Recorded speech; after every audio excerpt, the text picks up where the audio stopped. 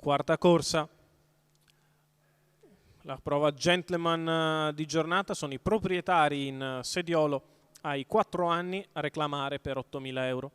All'1 Kamchuk SM, Cristofaro Chianese, 2 Carlitos ZS, Matteo Zaccherini, 3 Commander Lake, Stefano Lago, 4 Caio Vettonio, Maurizio Signor, 7 Clark Vic, Francesca Consoli, 8 Carolina V, Massimo Bressan, 9 Caribalilla, Patrick Romano, 10 Can dei Greppi, Nicola Del Rosso.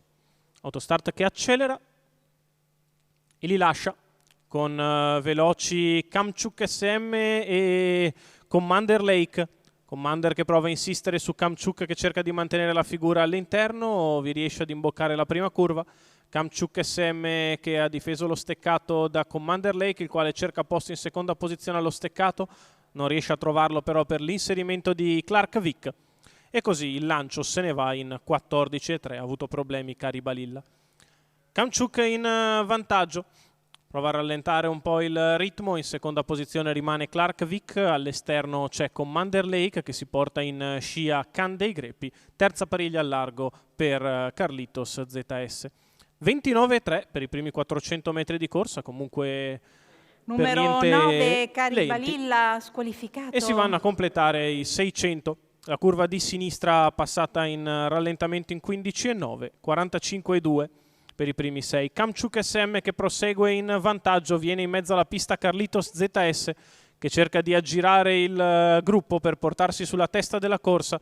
C'è un 37 di seconda frazione, 1 minuto spaccato per la metà gara. Carlitos ZS insiste in terza corsia per aggirare Commander Lake e portarsi su Kamchuk SM, il quale passa il primo chilometro in 1:14,7, Carlitos ZS a destra, poi Clark Vic, quindi Can dei Greppi che cerca di muoversi dalle posizioni che ora sono diventate di retrovia. Kamchuk SM e Carlitos ZS in dibattito aperto a 400 metri dalla conclusione, 14,3, paletto svelto sulla retta di là.